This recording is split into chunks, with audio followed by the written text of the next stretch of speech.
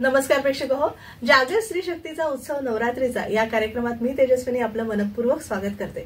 प्रेक्षक हो, नवरात्री निमित्त आपण विविध क्षेत्रात कार्यक्रम करणाऱ्या तसंच कर्तृत्ववान स्त्रियांचा सन्मान करण्यासाठी हा खास कार्यक्रम आयोजित करतो आणि त्यासाठी आपण विविध क्षेत्रात महनीय कार्य केलेल्या महिलांना इथे आपल्या स्टुडिओमध्ये आमंत्रित करतो. आज अर्थातच तुम्ही पाहताय, आज आपल्याकडे दीपालीताई विचारे आलेले आहेत. दीपालीताई, मनपूर्वक स्वागत आमच्या आचार्य 90 FM स्टुडिओमध्ये. थँक्यू. आणि नवरात्रीच्या तुम्हाला खूप खूप शुभेच्छा. तुला पण आणि सर्व दर्शकांना माझ्याकडून खूप खूप शुभेच्छा. दीपालीताईंची खरं तर ओळख करून द्यायची गरजच नाहीये. सुप्रसिद्ध नृत्य दिग्दर्शिका म्हणून त्या सुपरिचित आहेत आणि आज आपण त्यांचा सगळा कथक नृत्याचा प्रवास जाणून घेणार आहोत, या मुलाखतीच्या दरम्यान उलगडून घेणार आहोत. दीपालीताई, अर्थातच आपण लहानपणी छोटं छोटं नाटक नृत्य करतो आणि शाळामध्ये आपली खरं तर सुरुवात होते. नेमकी आपण थोडी तुमची सुरुवात कशी झाली, तुम्ही या क्षेत्राकडे कसं वळलात ते जाणून घ्यायला आवडेल. याची सुरुवात माझ्या शाळेपासून झाली. मी परळला राहायचे आणि आमची शिरोडकर हायस्कूल जी खूप वेगवेगळ्या उपक्रमांसाठी प्रसिद्धच होती शाळा. म्हणजे आमचे शाळेचे तळाशीलकर सर, कदम सर यांनी नाटक म्हणजे बालनाट्य खूप, तेव्हा स्पर्धा पण खूप छान असायच्या आणि खूप वेगळ्या वेगळ्या लेवलवरती याचं काम व्हायचं. तर तेव्हा खूप वेगळ्या वेगळ्या स्पर्धांमध्ये सर आम्हाला भाग घ्यायला लावायचे आणि वेगळ्या वेगळ्या विषयाचे म्हणजे अभ्यासाला धरून नुसतं करमणूक असे वेगळ्या वेगळ्या विषयाची नाटकं सर बसवायचे आणि त्याच्यात काम करण्याची मला संधी मिळाली. आणि शाळेत म्हणजे अगदी दुसरीत मी त्या शाळेत, दुसरीपासून मी त्या शाळेत आहे. दुसरीत मी गेल्यावर तिथल्या प्राथमिक विभागाच्या ज्या आमच्या शिक्षिका होत्या फडतरेबाई, तर तेव्हा शिक्षक दिन 5 सप्टेंबरला खूप मोठ्या प्रमाणावर आमच्या शाळेत सेलिब्रेट व्हायचा. म्हणजे सगळ्या विभागाच्या शिक्षकांचं मिळून एक गॅदरिंग असायचं. तर तेव्हा त्यांनी माझी पदरावरती जरतारीचा मोर नाचरा हवा, आई मला नेसवशाला नवा, हे या गाण्यावर त्यांनी माझं नृत्य बसवलं होतं. आणि तेव्हा काही एवढी अक्कल नव्हती खरं, पण त्या खूप छान नाचायच्या, खूप सुंदर दिसायच्या, अजूनही तशाच दिसतात. सो त्यांनी ते बसवलं आणि मी ते परफॉर्म केलं. तेव्हा सगळे टीचर्स होते, तेव्हा सगळे शिक्षक होते, म्हणजे माध्यमिक सगळ्या कॉलेजचे सगळे. तर तेव्हा ते इतकं सगळ्यांना आवडलं. आणि तेव्हा माझ्या भोसलेबाई म्हणून बाई होत्या, त्यांनी मला 100 रुपये, तेव्हा 100 रुपये मला भेट केले होते, बक्षीस केलं होतं. आणि तेव्हा मग मी घरी येऊन सांगितलं की असं, मग आई बाबांना पण असं वाटलं की काहीतरी बरं करते वाटतं मुलगी. पण आमच्याकडे असं काही कुणी असा खूप मोठा सांस्कृतिक अशा म्हणजे परफॉर्मन्सचा काही असा वारसा वगैरे नव्हता, त्यामुळे आम्हाला काही फार एवढं कल्पना नव्हती. आणि आमच्या एरियात एकही तेव्हा कुठलाही म्हणजे कुठलेही नृत्य प्रशिक्षण वर्ग असे आमच्या पूर्ण विभागात नव्हतेच. पण माझ्या शाळेची एक रूपाताई होती, तर ती तेव्हा मावशींकडे, मावशी म्हणजे माझ्या गुरु श्रीमती आशा जोगळेकर, ज्यांच्यामुळे आज मी तुमच्या समोर इथे बसले. तर मावशींचे क्लासेस शिवाजी पार्कला होते आणि ती जाणार होती तेव्हा मी 7वीत होते. मग आई म्हणाली एकटीला कसं जमेल, पण मग सुरुवातीच्या काळात ती बरोबर होती. आणि मग नंतर हळूहळू ती खूप बिझी राहिली, ती खूप परफॉर्मन्सेस करायची. पण मग तिच्यामुळे माझी शाळा म्हणजे माझा क्लास बुडायला नको, म्हणून मग सवय लागली आणि मग मी क्लासेसला जायला लागले. आणि पहिल्या दिवशी मला आठवतंय अजूनही, मी खूप वेळा हे सांगते आणि माझ्यासाठी खूप असा एकदम भावूक क्षण आहे तो, की पहिल्या दिवशी मी जेव्हा क्लासमध्ये गेले तेव्हा अशा सरस्वती सारख्या दिसल्या मावशी. आणि तसंच त्यांचं रूप आमच्या हृदयात आहे. आणि ती जी सुरुवात झाली ती आज तागायत म्हणजे असं कथकमध्ये काही नाही कधी करून लोक काहीतरी होतं, मग त्यांना असं वाटतं की आपण वेगळ्या गुरुकडे, या गुरुकडनं आपण खूप घेतलं, दुसऱ्या गुरुकडे जाऊ, तिसऱ्या गुरुकडे जाऊ. पण म्हणजे सगळे नाही करत असं, पण असं होतं कधीतरी, असं होत असेल. पण आमच्यासाठी आम्हाला असं वाटलं की मावशींनी जे दिलं ना ते घेण्याचीच अजून आमची पात्रता अजूनही आमची निर्माण झालेली नाही. तर कसं काय आपण दुसऱ्या व्यक्तीकडे वळूनही पाहू शकत नाही. म्हणजे मला असं वाटतं की मावशींपासून माझा कथकचा प्रवास सुरू होतो आणि मावशींच्याच पायाशी संपतो. असं आहे. एकनिष्ठ विद्यार्थिनी असायलाच पाहिजे. म्हणजे तुम्ही मावशींकडे गेल्यावर मला असं वाटतं की तुम्ही एकदा सरेंडर केलं त्यांना की संपलं, म्हणजे त्याच्या पुढे आपल्याला काहीच बघायला नको. आरंभही तू आणि शेवटही तू. खूप छान. दीपालीताई, तुमचं त्याचं शिक्षण झालं, आता तुम्ही देश परदेशात जाऊन शोज करता आणि सगळ्या म्हणजे इंडस्ट्रीमध्ये असं असतं की तुम्ही विदेशीच असता आणि आमच्याकडे कमी असतात. तर हा जो प्रवास आहे म्हणजे ही खरंच तपश्चर्या आहे. तर तुमची एवढी आराधनाच केलेली आहे तुम्ही नृत्याची. आता मुलांना एवढ्या सगळ्या तुम्ही विद्यार्थिनी, आजही तुमची विद्यार्थिनी आपल्या सोबत आहे, म्हणजे प्रत्येक टप्प्यावर तुम्हाला विद्यार्थिनीची साथ अमूल्य अशी मिळालेली आहे. तर विद्यार्थी घडवताना आणि आता परदेशात शिकवताना कसा अनुभव आहे? आधी तर मी भारताबद्दल बोलीन. म्हणजे मी आता माझ्या अकॅडमीला साधारण 28 वर्ष होती. पहिल्या दिवशी माझ्या क्लासला जी विद्यार्थिनी आली माधवी, अर्थात ती सतत माझ्या बरोबर असते, आज माझ्या बरोबर आहे. सो ती पहिल्या दिवसापासून क्लासच्या आजपर्यंत माझ्या बरोबर आहे. आणि मला असं वाटतं की हे आमचं असं नेव्हर एंडिंग रिलेशन. सो मी तेवढी फॉर्च्युनेट आहे की माझ्याकडे लोक जर आली तर ती खूप टिकून राहतात. आणि मी खूप त्या भाग्यवान लोकांपैकी आहे जिच्या कडे अशी खूप गुणी आणि जीवाला जीव देणारी माणसं आहेत. आणि म्हणूनच मी अमेरिकेत काही करू शकले. तर जेव्हा मला असं वाटलं की आपण काहीतरी सुरू करूया परदेशात, तर खरं तर मला जवळच्या देशात करायचं होतं, पण मी अमेरिकेत एक वेगळ्या कामासाठी गेले होते. आणि मग तेव्हा मला असं वाटलं की अरे इथे काहीतरी करून बघूया. आणि मग ती व्हिसा प्रोसेस वगैरे ते सगळं सुरू झालं. पण त्याच्या आधी मी या मुलींना विचारलं, तेव्हा आता माझ्या साधारण एक 20-25 मुली विचारत असतील. तर जेव्हा हे सुरू केलं, आता हे 7-8 वर्ष, 8 वर्ष झाली, 8-8.5 वर्ष मी आता हे करते. तर जेव्हा मी हे सुरू करायचं म्हटलं, तेव्हा माधवी, अर्थात माधवी, सारिका, नीलम, त्या मेन तिघी इन्स्ट्रक्टर्स होत्या. आणि मग आता बाकीच्या सेकंड फळी पण माझी सुरू झाली. तर तेव्हा मी त्यांना विचारलं की माझ्या डोक्यात असं काहीतरी आहे की मी परदेशात, पण मी जर ते सुरू केलं तर मग माझी उपस्थिती इथे कमी असेल. तर त्या म्हणाल्या की काय हरकत नाही आता आम्ही, आणि तसंही इतकं आता ऑनलाईन, म्हणजे तेव्हाही स्काईप होतं, सो किंवा असं होतं की असं नव्हतं की तुम्ही कायच कराल आता, तुम्हाला दिसणारच नाही, असं नव्हतं. व्हॉट्सअप होतं. तर मग म्हटलं की त्या म्हणले की काहीतरी कनेक्शन तर असूच शकणार आहे आमचं. आणि मुळात मी इथे कोरिओग्राफी तर करतच होते फिल्मच्या, त्यामुळे असं नव्हतं की मी गेले तर मी येणारच नाही, किंवा मी 1 वर्ष येणार नाही, मी 2 वर्ष येणार नाही, असं असणारच नव्हतं. त्यामुळे मग जेव्हा जेव्हा तू इथे असेल तेव्हा तेव्हा आपण आपले क्लासेस करू, किंवा आम्हाला अडलं तर आम्ही ऑनलाईन आपण कोऑर्डिनेट करूया. आणि त्यांच्यामुळे किंवा त्यांनी दिलेल्या विश्वासामुळे हे सुरू झालं हा प्रवास पुढचा. आणि तितकीच भाग्यवान मी आता अमेरिकेतही आहे की ह्या गेल्या 7-8 वर्षात माझ्या अतिशय म्हणजे गुणी 4 विद्यार्थिनी आहेत. म्हणजे आपण ज्या आता मी इथे असताना अकॅडमी सांभाळतात, तर त्यापैकी मेन तर 4 आहेत ज्यांनी अगदी सुरुवातीपासून सुरुवात केली. तर सानिका आहे, वृषाली आहे, स्वराली आहे, आणि मग ज्योती जॉईन झाली. म्हणजे ज्योती तर बाकी पण खूप गोष्टी हँडल करते, किंवा सानिका अजून काही गोष्टी असतील तर त्या हँडल करतात त्या मुली. सो त्या 4 मुली आहेत. आणि बाकी पण आता जसं मी म्हटलं इथे नवी फळी जोडली गेली, तशी तिथे निकिता, सुरभी, सिद्धी, अशा अनेक, म्हणजे अशा सगळ्या अजून जोडल्या गेल्या मुली. आणि त्यामुळे तो एक विश्वास आहे की मी कुठल्याही देशात असले तरी कुठल्याही क्लासला काही फरक पडला नाही पाहिजे. ऑफकोर्स माझ्या उपस्थितीचा जो फरक आहे तो पडतोच, पण तो मी जेव्हा जेव्हा येते तेव्हा मी तो भरून काढण्याचा प्रयत्न करते. किंवा एक मास्टर क्लास सारखं सगळ्यांना एकत्र जमवून त्यांच्याबरोबर काम करणं वगैरे ते सगळं करते. किंवा आता प्रोडक्शन्स करायला लागले. जसं मी अमेरिकेत गेले ना, तिथे खूप वेळ आपल्याला स्वतःसाठी मिळतो असं मला वाटतं. हा माझा एक्सपिरियन्स आहे. आपल्याला इथे खूप दगदग आहे भारतात, खूप दगदग प्रवास ते खूप, आणि आपण खूप थकतो कारण आपण वातावरण पण इतकं असं, आणि खूप वेळ लागतो. तिथेही ट्रॅफिक आहे, अजिबात असं नाहीये की ट्रॅफिक नाहीये. अमेरिकेत ट्रॅफिक नसतं असं वगैरे काही नाहीये, खूप ट्रॅफिक असतं. काय बेशिस्त लोक सगळीकडेच असतात, ती तिथेही आहेत. पण आपल्याकडे कसं कधीही ट्रॅफिक असतं ना. आता पूर्वी असं नव्हतं. तसं तिथे ठरलेल्या वेळेला ट्रॅफिक असणारच आहे. जेव्हा ऑफिस टाइम आहे, लोक ऑफिसला जातात किंवा नंतर संध्याकाळी येतात. पण अदरवाईज तसं, आणि रस्ते खूप मोठे आहेत, त्यामुळे आपल्यासारखी जशी गर्दी होते तशी सहसा होत नाही. त्यामुळे ना दमायला कमी होतं. त्यामुळे वेळ मिळतो स्वतःसाठी काहीतरी काम करण्यासाठी. आणि मग आता हा अगदी, त्यामुळे जेवढी प्रोजेक्ट्स मी आता केली गेल्या 7-8 वर्षात, तर त्याचा विचार मुळात तिथनं केला.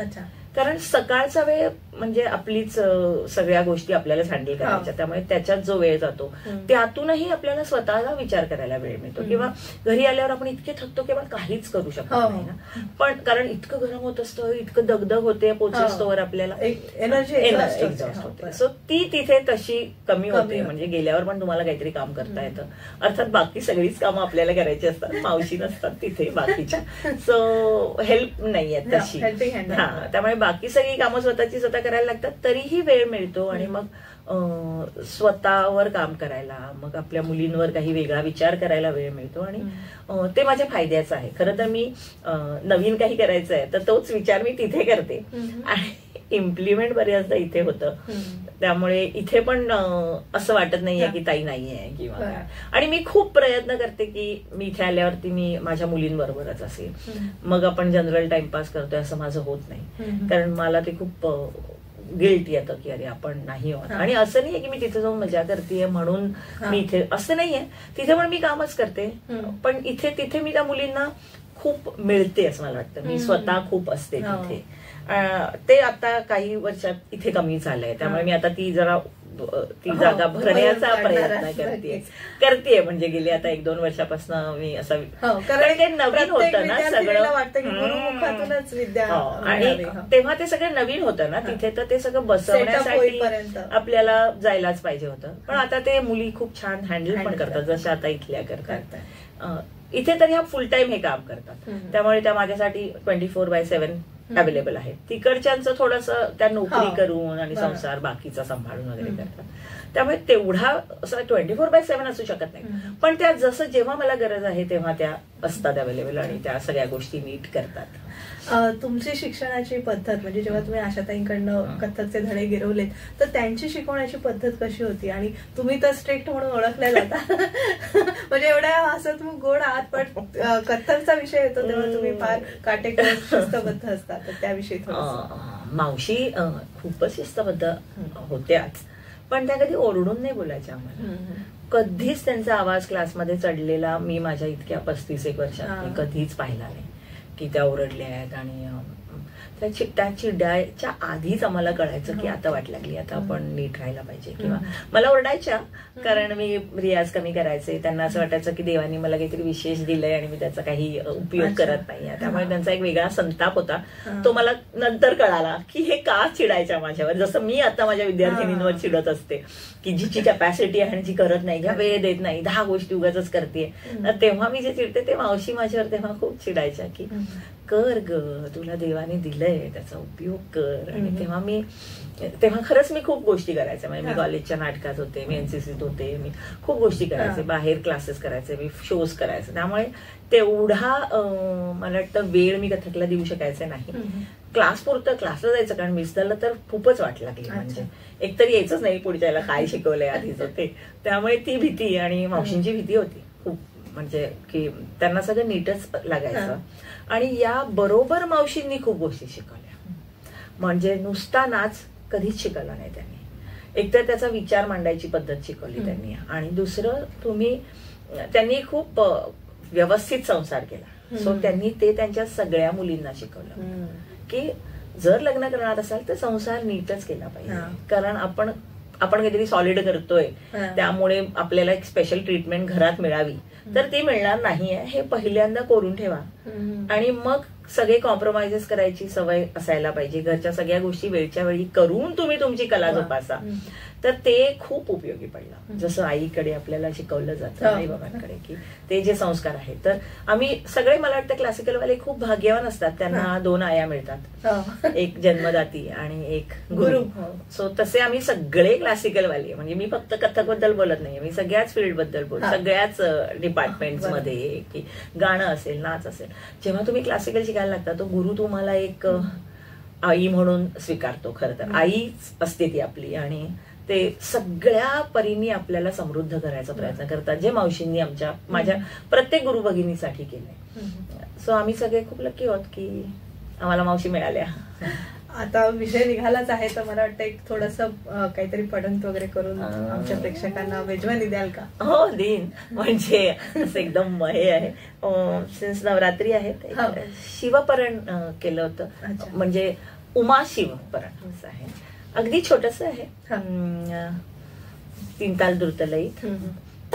धा दिन दिंदा धा दिन दिंदा धा दिन दिंदा धा दिन दिंदा झन झन झन झन न न न बाजत बग तिरकिट कुसुमित है शैलजा मारमा डम डम डम डिमिक डिमिक डमरू करे विश्वनाद देखत सब दंग आज पुलकित है चंद्रमा धात धात धा धात धात धा धात धात धात धात धा धात धात धा धात धात धात धात धा धात धात धा धात धात धा. वा वा, खरंच असं तू अगदी डोळ्यासमोर नृत्य साकारलं पडद्यामध्ये एवढं नृत्य साकार केलं तर बापरे बापरे, मावशींची कृपा आहे सगळी काय. आणि जसं म्हटलं ना, मावशींनी शिकवलेलं इतकं रटलेलं असतं तुम्ही की ते तुम्ही झोपेत उठवलं तरी तुम्हाला येईल, पण स्वतः बनवलेलं एकटीनं असं शिकवलं आणि त्यांना शिकवून टाकलं की असं वाटतं झाली आपली रिस्पॉन्सिबिलिटी संपली, आता लक्षात ठेवायचं काम त्यांचं आहे, ते बघतील काय ते. सो बहुतेक असं पटकन आठवायला आणि म्हणायला थोडंसं पटकन आठवत नाही, स्वतःचे कॉम्पोजिशन गडबड होते. नक्कीच. जागर स्त्री शक्तीचा उत्सव नवरात्रीचा या कार्यक्रम आपण दीपालीताई विचारे यांच्याशी संवाद साधतोय. त्यांच्या प्रवासाबद्दल आपण अधिक जाणून घेणार आहोत, पण तत्पूर्वी एक छोटीशी विश्रांती घेऊया आणि पुन्हा भेटूया. तुम्ही पाहत राहा आचार्य 90 FM your on radio.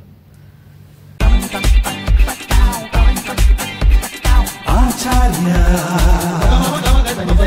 90 FM.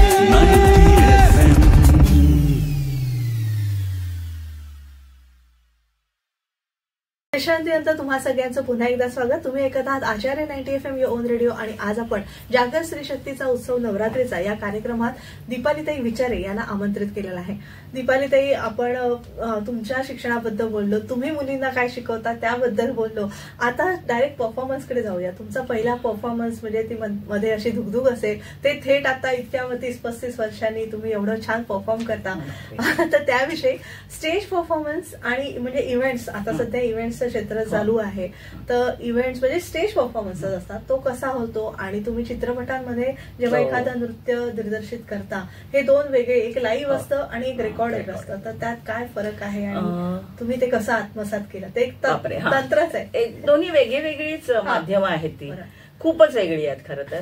म्हणजे मला स्वतःला परफॉर्म करायला विचारलं तर मला लाईव्ह परफॉर्म करायला जास्त आवडेल, कुठलीही फिल्म किंवा ह्याच्या गाण्यावर करण्यापेक्षा, म्हणजे त्या चित्रपटात करण्यापेक्षा. आणि दरवेळेला मला वाटतं प्रत्येक परफॉर्मरला असं होत असेल की स्टेजवर जायच्या आधी एक मोठा गोळा येतो पोटात आणि असं वाटतं की अरे देवा आता कसं होणार. हे मला आजही होतं आणि ते आजही होतं, म्हणजे असं थरथरायला होतं की बापरे आता येणार आहे आपली एंट्री, आणि मग देवाचा धावा वगैरे करून आपण स्टेजवर जातो. गेल्यावर एक गुरुच्या कृपेने आपण चांगलं परफॉर्म करतो, पण ते जाईपर्यंत तो पोटात गोळा असतो. या दोन्ही माध्यमांबद्दल बोलायचं तर इव्हेंट्स किंवा लाईव्ह परफॉर्मन्स किंवा हे जे सगळं आहे, किंवा नाटक म्हणू आपण, मी त्याला पण खूप कोरिओग्राफ केलंय, तर त्याच्याकडे तुम्हाला वन मोर टेक हा शब्दच नाहीये. म्हणजे अजून एकदा करूया, बरं करून बघूया असं नसतं. ते तुम्हाला एकदाच काय जे आहे ते करायचं आहे. पण इथे फिल्मला कसं आहे, फिल्मला तुमचं एकदा नीट नाही झालं तर तुम्ही पुन्हा एकदा त्याचा टेक घेऊ शकता आणि पुन्हा चांगलं करण्याचा प्रयत्न करू शकता. तर मेन तर या दोन गोष्टी, याच्यातच हा फरक आहे. लाईव्ह परफॉर्म करण्याची खूप वेगळी मजा आहे अर्थात, पण ते करताना ते जे मी म्हटलं जसं की एक वेगळं प्रेशर आहे तुम्हाला की ते बापरे एकदाच करायचं आणि जे काय आहे ते मला एकदाच सॉलिड दाखवायचं आहे. तसं फिल्मला होत नाही. पण फिल्मला बऱ्याच गोष्टी आहेत, तुम्हाला त्या चौकटीत तो परफॉर्म करायचा असतो. म्हणजे जसं टेक्निकली म्हणायला गेलं तर एक वायडर शॉट असतो की आपल्याला लांबनं दिसतात सगळे डान्सर्स, 10 लोक एकत्र दिसतात. मग एक शॉट असतो ज्याच्यात फक्त पहिली ती मेन जी लीड आहे तीच आपल्याला दिसते. सो या गोष्टी जेव्हा शूट करायच्या असतात ना, तेव्हा टेक्निकली खूप गोष्टी त्याच्यात इन्व्हॉल्व्ह असतात आणि मग परफॉर्मरला त्या सगळ्या गोष्टींचं भान ठेवावं लागतं, जे पुन्हा एक कठीण गोष्ट आहे की मी वाईडला इतका हात केलाय, पण मला जेव्हा जवळ लागते तर मी इतका केला तर तो बाहेर जातोय, मग ते म्हणणार की इतकाच करा. ती आमची नाटकं असतात, आमची कोरिओग्राफर, एवढं नाही छोटं कर, मग इथेच बघायचं. लाईव्हला तुम्ही बेधडक तर ते तिथे थोडंसं मिसिंग होतं, म्हणजे करायला मिसिंग म्हणजे ते प्रेशर असतं खूप की इतकंच करायचंय, मग इथेच बघायचंय. कारण फ्लो मध्ये आपण इथनं इथे बघतो आणि असं होतं ना की पहिल्या वेळेला मी इथून इथे बघितलंय, पण दुसऱ्या वेळेला इथून इथे होत नाही, मग इथे होईल, कारण की आपण असे सहज होऊन जातं. पण ते तसं करता येत नाही फिल्मला तुम्ही मी जर पहिल्यांदा इथे बघितलं दुसऱ्यांदा 10 वेळा मला तिथेच बघायला पाहिजे तरच ते व्यवस्थित होणार असं असतं. सो त्याची थोडी बाकी पण रेस्ट्रिक्शन्स आहेत त्या फील्डची. पूर्वी आम्ही असं म्हणायचो की एकदा शो केला की झालं, पण आता ना असं आहे की जसं फिल्म तुमची पुन्हा पुन्हा बघितली जाईल. म्हणजे एकदा जे करू ते 25 वर्षांनी 50 वर्षांनी तो आर्टिस्ट गेल्यावर पण आपण त्यांना बघत असतो. तर पहिल्यांदा आम्हाला असं वाटायचं की तेव्हा एवढं शूटिंग वगैरे नव्हते, वेगवेगळे चॅनल्स नव्हते की इव्हेंट पण शूट होतील आणि तेही तुम्ही मरेपर्यंत बघू शकतील लोक की मेल्यानंतरही बघता येईल. पण पूर्वी नसल्यामुळे ते बर्डन थोडं कमी होतं, एक बार हो गया. पण तसं नाहीये, आता तेही शूट होतात आणि ते कितीतरी वर्ष बघितले जातात. म्हणजे आणि त्याचे पुन्हा पुन्हा प्रदर्शन होत असतं दूरदर्शनवर. आणि कधीतरी आम्हाला माहित पण नसतं, म्हणजे कधीतरी कोणाचा तरी फोन येतो, अरे किती छान आहे ती कोरिओग्राफी, आपल्याला आठवतच नसतं कशाबद्दल बोलतात. म्हणजे अरे तो तुझा कार्यक्रम तो लागलाय आता टीव्हीवर, मग तो आम्ही कधीतरी 5 वर्षापूर्वी 6 वर्षापूर्वी. तर ते पुन्हा पुन्हा बघितलं जातं ना. ते छान केलं म्हणून कोणीतरी फोन केला तर बरं वाटतं, पण छान नसेल केलं तर कसं राहील ना. म्हणजे मग कोणीतरी 15 वर्षांनी पण म्हणेल असं की अरे ते काय वाईट होतं गेलेलं. तुम्ही नृत्य महोत्सवात देखील बऱ्याच भारतभर किंवा विदेशात पण केला असेल, तर तो नृत्य महोत्सव एखादा आठवतोय का? कारण साऊथला किंवा साऊथ माझी ब्रांच आहे एर्नाकुलम मध्ये, कोचीमध्ये. आणि म्हणजे आपण म्हणतो ना की त्यांच्याकडे ती देणगी आहे दैवी, त्या लोकांकडे, त्या ऑडियन्सकडे पण मला असं वाटतं त्यांच्या समोर परफॉर्म करणं हे खूपच वेगळं समाधान देऊन जातं. म्हणजे आपण इथे मी खूप परफॉर्मन्सेस अदरवाईज पण इथे केले, म्हणजे मोठ्या मोठ्या फिल्म स्टार्स पासून मोठ्या क्लासिकल परफॉर्मर्स किंवा गुरूंच्या समोर परफॉर्म केले. तर हा सगळा एक्सपिरियन्स आहेच. पण तिकडे ते जे सामान्य लोक आहेत त्यांना जी जाण आहे ती एक खूप वेगळीच गंमत आहे त्यांच्याकडे. आणि त्यांच्यात जे देवळाच्या चौकात फेस्टिवल्स होतात ना, त्याची म्हणजे त्याची तुलनाच नाही करू शकत आपण. म्हणजे मोठ्या खूप ह्यूज स्टेज आहे आणि असं खूप लाईट्स आहेत. ते इव्हेंट्स केल्यावर पण त्या परफॉर्मन्सची जी गोडी आहे ती इतकी वेगळी आहे. म्हणजे आता मी काही 10-11 वर्ष झाली आम्ही साऊथमध्ये शिकवतो, पण तेव्हा आम्ही पहिलेच होतो. म्हणजे तेव्हा लोकांना माहितच नव्हतं की कथक कशाशी खातात. त्यामुळे एक तोडा झाल्यावर समेवर आल्यावर आपल्याकडे टाळ्या वाजवतात, तसं त्यांच्याकडे वाजवतच नव्हते आणि त्यांना कळायचं नाही की संपलंय का. आणि आपल्याला असं झालं की 11-12 वर्षापूर्वी जेव्हा आम्ही परफॉर्म करत होतो तेव्हा आम्हाला असं वाटलं का बरोबर नाही होते किंवा ना आवडलं नाही आपण काय परफॉर्म करतोय. मग आम्ही जेव्हा बोललो तेव्हा संपल्यावर ते आमच्याशी भेटायला आले, आमच्याशी गप्पा मारल्या आणि किती सुंदर केलं हे ते. तेव्हा मी द्रौपदी वस्त्रहरणचा गतभाव केला होता. मग त्यांनी खूप सुंदर छोटा मुलगा होता, तो इतका छान एक्सप्रेस करून माझ्याशी बोलत होता. तर म्हणलं तेव्हा मला वाटलं ह्यांना कळतंय, पण त्यांना ते माहित नाही ना की आपण समेवर टाळी वाजवतो आणि असं सगळं.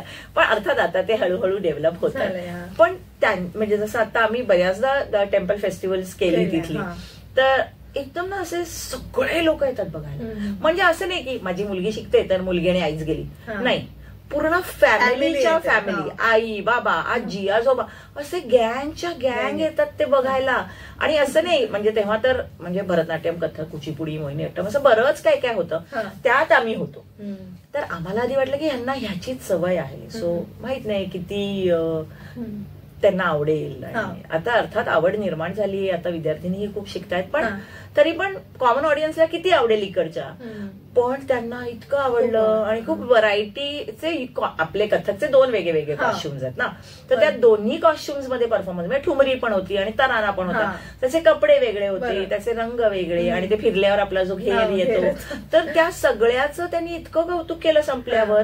आणि अगदी सगळ्यांना धरून धरून त्यांनी त्याच्याबद्दल खूप भरभरून बोलले. सो ती जी मजा आहे ना तिथे जेव्हा आम्ही परफॉर्म करतो तेव्हा ते जे त्यांच्याकडनं जे कौतुक होतं ना त्याची गंमत वेगळी आहे, मजा येते. म्हणजे असं की कळतंय त्यांना आणि आपण काय जे काय मेहनत करतोय ती पोहोचते आणि एक कॉमन मॅन पर्यंतच पोचायला हवं ना, ते खूप महत्वाचं आहे. आणि ते मला असं वाटलं की ते जेव्हा साध्य होतं तेव्हा असं वाटतं वा म्हणजे अजून नवा जोमाने आपण काहीतरी करू शकतो. नक्कीच. थोडं पाश्चात्य नृत्य प्रकारांचा आपल्या भारतामध्ये जास्ती फार त्याचा भडीमार होतोय असं तुम्हाला जाणवतं का? की आपल्या कथक, भरतनाट्यम ह्या ज्या पारंपरिक शैली आहेत, नृत्य प्रकार आहेत, तर त्यांच्याकडे तेवढे मुलं, आताची मुलं वळतात की वळत नाहीत, कसा तुमचा अनुभव आहे? नाही, म्हणजे ते कितीही कुणीही आले तरी आपली संस्कृती आणि आपला पाया इतका भक्कम आहे की कितीही कोणी आले तरी तो हलू नाही शकत. कारण की आपली जी परंपरा आहे ती नाट्यशास्त्रापासून जे सगळं आपण सगळ्यांनी म्हणजे आपल्या सगळ्या दिग्गज गुरूंनी जे करून ठेवलंय ते इतकं मोठं आहे की कुणी कितीही वेगळ्या परफॉर्मन्स म्हणजे वेगळ्या स्टाईलला आपल्या भारतात आणलं तरी ते ऑफकोर्स आवडणार आहे. कारण जनरेशन बदलत जाते, त्यांची आवडीनिवडी बदलत जातात. पण इतकं कौतुक करण्यासारखी गोष्ट आहे की आज तेवढाच ओढा प्रत्येक क्लासिकल डान्स स्टाईलसाठी किंवा गाण्यासाठी या तरुण पिढीचा किंवा या युवा अगदी छोट्या मुलांचा पण आहे. म्हणजे जेवढा त्यांना एखादी रियालिटी शो मध्ये कंबर लचकावून वगैरे नाचलेल्या मुलीचा डान्स आवडेल तेवढंच त्यांना क्लासिकल आवडतं. ही किती मोठी गोष्ट आहे. आणि त्यामुळे मला कधीच ही इन्सिक्युरिटीज वाटत नाही. मला वाटतं कुठल्याच क्लासिकल फील्ड मधल्या लोकांना ती इन्सिक्युरिटी नाही आहे. कारण आपण हे खूप अगाध आहे आणि शाश्वत आहे. त्यामुळे मला नाही वाटत कुणी हलवू शकतं. मला अजिबात असं वाटत नाही की कुणीतरी आलं आणि त्यांनी आपली कला लोप पावेल की काय. तर तसं कधीच होणार नाही. एकतर हे इतकं सुंदर आहे, हे इतकं कलरफुल आहे की इतकी कलरफुल कुठलीच स्टाईल नाही आहे पाश्चात्य, है की नाही. म्हणजे आपली एखादी नर्तिका आली स्टेजवर की आपले डोळे तिपून जातात तिच्या कॉस्ट्युमनी. मग ती स्टाईल कुठलीही असो तिचं दिसणंच आपल्याला इतकं भावून जातं. आणि मग आपलं संगीत, आपलं नृत्य इतकं अगाध आणि अलौकिक आहे की त्याबद्दल काही वादच नाही की हे आयुष्यभर आणि हे असंच शाश्वत राहणार आहे. ऑफकोर्स नवीन स्टाईल ज्या येतात त्या खूप वेगळ्या आहेत, खूप नाविन्य प्रधान आहेत. हे खूप सांगण्याजोगं आहे.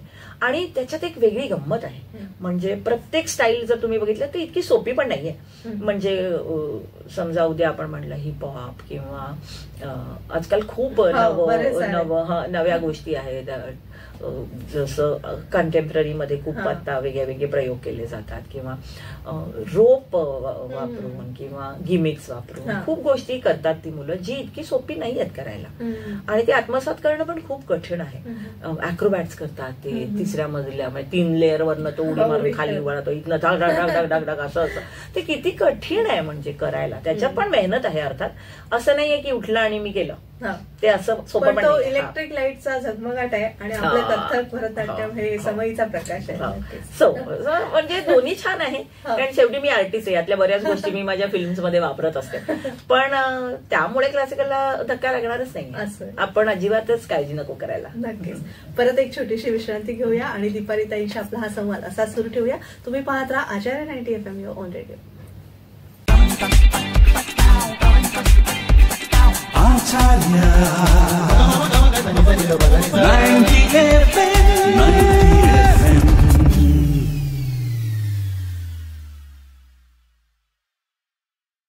तुम्हा सगळ्यांचं पुन्हा एकदा स्वागत. तुम्ही ऐकत आहात आचार्य 90 FM युअर ओन रेडिओ. आणि आज आपण जागर स्त्री शक्तीचा उत्सव नवरात्रीचा या कार्यक्रमात दीपालीताई विचारे यांना आमंत्रित केलेलं आहे. दीपालीताई, आपण नेहमीच काही ना काही नवनिर्मितीच्या मागे असतो किंवा आपल्या मनात काही ना काही सतत चालू असतं, म्हणजे बॅक ऑफ द माइंड म्हणू आपण. तर असे काही तुमचे प्रोजेक्ट्स आहेत की तुम्ही स्वतः डिझाईन केलेले आहेत, तुमच्या विद्यार्थिनींचे किंवा तुमचे स्वतःचे? हो, म्हणजे माझे म्हणजे विद्यार्थिनींना घेऊनच आवडतं मला करायला. मला फार स्वतःला एकटीला. आणि आता मी रिसेंटली पाहिलं युट्यूबवर की तुम्ही डेस्टिनेशन निवडून केलेले आहेत वर्कशॉप्स. मला खूप आवडतं, मला खूप आवडतं मुलींना घेऊन कुठल्या तरी ठिकाणी कुठे कुठे जात असतो. म्हणजे ते 2 दिवस आमचे असतात आणि दिवसभर म्हणजे पोचल्यापासून निघेपर्यंत फक्त नाचत असतो आणि त्याची खूप वेगळी मजा आहे. आणि त्या दिसल्या की मला सुचायला लागतं. मला असं वाटतं मी नुसती एकटी बसले तर मला कॉम्पोजिशन किती सुचतील. मला माझ्यामध्ये दिसल्या की असं वाटतं रे वा. आणि प्रत्येकाची एक विशेषता आहे. सो तिला बघितलं की काहीतरी असं वाटेल, तिला दुसरीला बघितलं की काहीतरी वेगळं वाटतं सुचाय. तर ती गंमत आहे. खूप प्रोजेक्ट्स मी जसं म्हटलं ना युएसला गेल्यावर अजून वेळ मिळाला. पण त्या मला असं वाटतं तिकडे जायच्या आधी म्हणजे आधी तर खूप इव्हेंट्स आणि बाकी प्रोडक्शन्स खूप केली, पण अशी लक्षात राहण्यासारखी अगदी कथक साठी केलेली एक त्रिधारा म्हणून एक मी आधी केलं होतं, ज्याच्यापासून खरं तर एवढा सिरियसली मी या प्रोडक्शन्सकडे बघायला लागले. त्रिधारा म्हणजे 3 धारा एकत्र असं केलं होतं, तबला, सितार आणि नृत्य असं त्या तिघांच्या अंगाने तो कार्यक्रम मानला होता. शृंगार से भक्ती तक असा त्याचा प्रवास होता आणि खूप सुंदर प्रोडक्शन झालं ते. आणि मग त्यानंतर असं वाटायला लागलं की काहीतरी करत राहायला पाहिजे, की स्वतःला जरा चालना मिळायला, बुद्धीला अजून. मग बाकी पण मध्ये मध्ये काहीतरी केलं, पण ऋतुरंग नावाचा एक कार्यक्रम केला, जो युजली मग मी असं करते की इथे आणि तिथे दोन्ही करता येईल का असं बघते. सो ऋतुरंग 6 ऋतू आणि त्यातले काही म्हणजे ऋतू आणि त्या ऋतूची विशेषता असा तो कार्यक्रम होता. मग त्या ऋतूमध्ये येणारा एखादं फेस्टिवल, मग त्यातली, पण ते सगळं अगदी कथक बेसच होता. तो कथकच्याच विद्यार्थिनीनं घेऊन केला होता, तो केला. त्यानंतर मात्र सिन्स दोन्ही फील्डमध्ये मी काम करते, म्हणजे क्लासिकल आणि फिल्मी दुनियेत पण मी खूप गेली तितकीच वर्ष मी कार्यरत आहे. सो तिथे त्याचा पण इम्पॅक्ट एक वेगळ्या मेंदूच्या एका भागावरती आहे. तर आणि तिथे युएसला खूप सगळे ट्रेन क्लासिकल डान्सर्स नाही आहेत, आणि बाकी पण विद्यार्थिनी आहेत किंवा विद्यार्थी लोक ज्यांना माझ्याबरोबर काहीतरी करायचंय, किंवा मला असं वाटलं की यांना सगळ्यांना घेऊन काहीतरी केलं पाहिजे. तर अदा के परे अदाकारा नावाचा एक कार्यक्रम मी केला होता, ज्याचं टायटल पण समीर सामंतनी दिलंय, आमच्या गीतकार समीर सामंत, आणि समीरच माझ्यासाठी लिहितो. तर त्याच्यात अदा के परे म्हणजे आपण एखाद्या नटीला नटी म्हणून जेव्हा बघतो ना, तर ती नटी नाही, ती अभिनेत्री असते, त्या पलीकडेही ती खूप आहे. सो असा एक विचार होता, आणि त्याच्यात बॉलिवूडच्या 8 अभिनेत्रींना घेऊन तो बांधला गेला होता. खूप मस्त होता तो, कारण नुसतं आल्या त्यांच्याबद्दल डान्स झाला असं नव्हतं, त्यांच्याबद्दल खूप, कारण समीरचा खूप अभ्यास आहे, त्यांच्याबद्दल अशा गोष्टी ज्या आपल्याला माहित नाहीत, आपण कधी ऐकल्या नाहीत, अशा त्यांच्या गोष्टी. मग त्यांचा एखादा सीन लाईव्ह परफॉर्म व्हायचा, आणि मग त्यांच्यातलीच एक मुलगी ती अभिनेत्री होती, आणि तिच्या छान गाण्यांची, आणि खूप सुंदर होतं. असं नुसतं नाही की त्यांचं गाणं, त्यांचं एखादा प्रसंग जो खूपच फेमस आहे, किंवा नुसता एखादी ओळ जी ती नुसती ओळ म्हणली की लोकांना कळतंय की ही अभिनेत्री आहे. असं सगळं त्या कार्यक्रमात होतं, आणि खूपच सुंदर झाला तो कार्यक्रम. त्याचे आता पुन्हाही काही शोज होतील असं वाटतंय, असा प्रयत्न आहे, कारण मी भारतात करूच शकले नाही तो मी तिथेच केला, पण विचार आहे की तो पुन्हा करायचा. तो केला. मग त्याच्यानंतर राग एक रंग अनेक नावाचा कार्यक्रम केला, अनिरुद्ध आणि संकेत. अनिरुद्ध माझ्यासाठी गेली अनेक वर्ष हार्मोनियम वाजवत आहे. संकेत म्हणजे 16 वर्षाचा होता जेव्हापासून माझ्याकडे तबला वाजवतोय. आज त्याची मुलगी 5 वर्षाची झाली. सो म्हणजे मुलगाच आहे.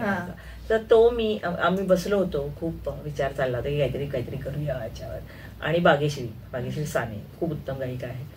तर आम्ही सगळे बसून एक प्रत्येक रागावरती काय वेगळे भिन्न कॉम्पोजिशन झाले, आणि अशी किती म्हणजे मला समुद्र आहे, संपतच नाही. तर रागच आपल्याकडे एवढे आहे, तो एक राग घेतला की त्याची वेगळी रूप. सो असा एक कार्यक्रम बांधला जो मी इथे करू नाही शकले. आज परत आम्ही तो तिथे एका वेगळ्या कार्यक्रमासाठी आम्हाला बोलवलं होतं, माझ्या स्टेट सोडून दुसऱ्या स्टेटमध्ये अमेरिकेत. तिथे आम्ही तो परफॉर्म केला. आणि नंतर मग मी माझ्या जिथे कॅलिफोर्नियात आम्ही राहतो तिथे 1-2 शोज केले त्याचे, आणि तो खूप छान बांधला गेला. असं सतत काहीतरी बांधलं जातं. हे सगळं जे मी 2 प्रोजेक्ट केले जे मी इथे करू शकले नाही, त्या सगळ्याचं भरपाई म्हणून पण ते खूप दिवस माझ्या डोक्यात होतं. चेतन दातारच्या हाताखाली मी अभिनय शिकण्याचा प्रयत्न गेली अनेक वर्ष. मी कॉलेजमध्ये असताना तो आम्हाला डिरेक्टर होता, आणि त्यानंतरही बरीच वर्ष त्यांनी केलेल्या नाटकांना मी कोरिओग्राफ केलं. किंवा त्यांनी प्रायोगिक खूप काम केलं, तर त्याच्या काही 1-2 नाटकांमध्ये मी नंतरही काम केलं होतं. तर त्याचा खूप इम्पॅक्ट आहे माझ्यावर. सो त्याच्या शैलीला धरून मी एक सखा नावाचा बॅले केलाय आता. सखा त्याची टॅगलाईन अशी आहे, सखा एक पथदर्शक सारथी. पण हा सखा रोजचा राधेकृष्णाचा सखा नाहीये. हा सखा खूप वेगळा आहे, जो तुम्हाला तुमच्या आयुष्याच्या वेगळ्या वेगळ्या वाटेवरती भेटतो, आणि तो तुम्हाला खूप काही देऊन जातो. जेव्हा आपण त्याच्याशी बोलल्यावर आपण खूप विचार करायला लागतो की माझा जो अप्रोच होता तो खूप वेगळा होता आणि तो जेव्हा आपल्याला त्याचं उत्तर देतो तेव्हा आपला एकदमच बदलून जातो, दृष्टिकोनच पूर्ण बदलतो. असा तो बॅले आहे. 90 मिनिटं सलग असा तो बॅले आहे आणि खूप वेगळ्या वेगळ्या महाभारतातल्या व्यक्तिरेखांना भेटलेला कृष्ण, त्याच्या बरोबरचे त्यांचे संवाद असा तो बॅले आहे. खूपच म्हणजे कृष्ण आणि कथकवाल्यांच्या कृष्ण चराचरात मनामनात, त्याच्याशिवाय आपलं काही होऊच शकत नाही मला वाटतं. पण त्या बॅलेचा विषय थोडा वेगळा आहे. नाच आहेच अर्थात, थोडस अगदी कथक कथक कथक कथक आहेच, पण त्याबरोबरीने त्या प्रसंगाला ज्या गरज आहेत, वेगळ्या स्टाईलची जर गरज आहे, म्हणजे वेगळी म्हणजे फोक डान्स. कारण मी पुरव सरांकडे खूप वर्ष फोक डान्सेस केलं. मी सच्चिशंकर बॅले युनिटमध्ये खूप वर्ष काम केलं. त्यांची इंडियन बॅले स्टाईल होती ज्याला क्रिएटिव्ह डान्सिंग असं म्हणतात. सो ह्या 2 स्टाईल्सचा पण पगडा माझ्यावरती आहे. तो जिथे गरज आहे तिथे ह्या 2 स्टाईल्सचा पण वापर केलेला आहे. पण कुठेही कथकला धक्का न लागता असा तो बॅले आहे, ज्याच्यात म्युझिक रेकॉर्डेड आहे, पण डायलॉग्स मुली लाईव्ह म्हणतात, म्हणजे त्याच म्हणतात त्याच नाचतात. असं एक खूप वेगळा प्रकार आहे. तो एक्सपेरिमेंटल आहे आणि ते हिंदीत आहे. कारण मला त्याचे जे प्रवेश मिळाले आधी इंटरनेटवर तर ते हिंदीत होते. सो त्यानंतर शेवटचा संवाद जो गांधारी आणि श्रीकृष्णाचा आहे, जो अतिशय फेमस आहे, ज्याच्यात ती श्रीकृष्णाला शाप देते असा एक आहे. पण आपण कथकवाले असं करू नाही शकणार ना, कारण आपलं सगळंच कृष्णाच्या पायाशी थांबतं आणि त्याच्याशिवाय मग आपलं काही होणार नाही. सो ते थोडस झेपलं नाही मला. मग मी समीरकडनं तो लिहून घेतलाय. सो गांधारीच्या प्रश्नांना श्रीकृष्णाचं उत्तर आहे. सवाल जवाब इतकं अप्रतिम आहे की ते ऐकून खरंच म्हणजे पाणी येतं आपल्या डोळ्यात की काय लिहिलंय समीरने. आणि सगळे मिळून परफॉर्म पण खूप मस्त करतात. ते एक आहे जे पुन्हा मी म्हणेन की तुमच्या गुरुच्या आशीर्वादाने तुम्हाला मिळालेली तोडे या पुरतं स्थिमित न राहता तुम्ही एवढे सगळं विश्व निर्माण केले. कथकचं एक वेगळं आणि माझं आहे, माझं जग आहे. माझ्या जगात आमच्या सगळ्यांसाठी तुम्ही हा अमूल्य असा ठेवा, अनमोल ठेवा दिलेला आहे आणि मला खूप आनंद मिळतो एकत्र येऊन काही परफॉर्म करायला. असं तरी पण दीपाली ताई 100 चित्रपटांहून अधिक तुम्ही नृत्य दिग्दर्शन केलेलं आहे आणि त्याचं माइलस्टोन आपण म्हणूया आजच्या ह्याच्यामध्ये तर चंद्राचं गाणं. त्याशिवाय आपली मुलाखत पूर्ण होऊ शकत नाही. तो एक थोडासा अनुभव आमच्यासाठी. या आधी ना मी खूप फिल्म्स केल्या आहेत लावणीवर. त्यातली बरीच गाणी म्हणजे लोकांना कदाचित माहित नसेल की ती मी केली आहेत. माझं मी मोहर नावाच्या फिल्मचं असं वाजवा की नाही हे ढोलकी मधलं असं वाजवा की रात गाजवा की ज्याच्यात मानसी नाईक नाचली आहे, ते पण खूप फेमस झालं. बरीच आहेत. भार्गवीने नाचलेले म्हणजे गाणी खूप आहेत कारण इतक्या वर्षात एवढं काम केलंय.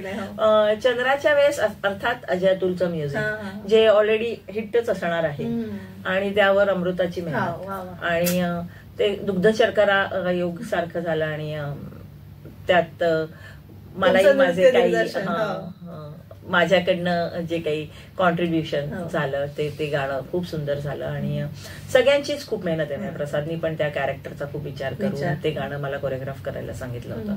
त्यामुळे ते खूप सगळ्यांच्या मेहनतीचं फळ आहे आणि त्या सगळ्यांची मेहनत मला जास्त भाव मिळाली कारण मला त्याचं फिल्मफेअर मिळालं. सो मी त्या सगळ्यांची आभारी राहीन मरेपर्यंत की त्यांच्यामुळे मला इतकी सगळी त्या वर्षीची अवॉर्ड्स मिळाली. फ्युचर प्रोजेक्ट म्हणजे आता काय मनात काय चालू आहे, काय साकारायचं राहून गेलंय, म्हणजे आपण कलाकार म्हणून नेहमी अतृप्तच असतो. पुढच्या वर्षात बहुतेक ते बघायला मिळेल. अच्छा, खूप विचार चालू आहे त्याच्यावर कारण कोणीतरी खूप काहीतरी असं करून ठेवलंय एक म्युझिक ज्याच्यावर मला काम करायचं. मी करतेय ऑलरेडी पण ते जोपर्यंत असं छान त्याच्यात कॉन्फिडन्स येईल की मला मी आज सांगू की मी हे प्रोजेक्ट करते पण खूप वेगळं आणि प्रत्येकाच्या खूप जवळचा विषय आहे.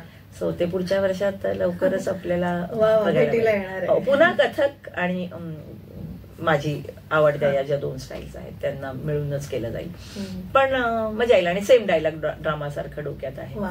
असं काहीतरी नेक्स्ट इयर मध्ये नक्की प्रयत्न आहे. म्हणजे पुन्हा पुढच्या वर्षी आपण भेटणार नक्की त्या प्रमोशनच्या निमित्ताने का होईना. नक्कीच. दीपालीताई, जागर स्त्री शक्तीचा उत्सव नवरात्रीचा या कार्यक्रमात तुम्ही सहभागी झाला त्याबद्दल मनपूर्वक आभार तुमचे. पुन्हा एकदा आपल्या श्रोत्यांना नवरात्रीच्या शुभेच्छा देऊया आणि मला वाटतं या मुलाखतीची शेवट आपण एक तिहाईने तुमच्या सादर केली तर आम्हाला फार आवडेल. विचार करते. हा, एक छोटीशी तिहाई गिनती.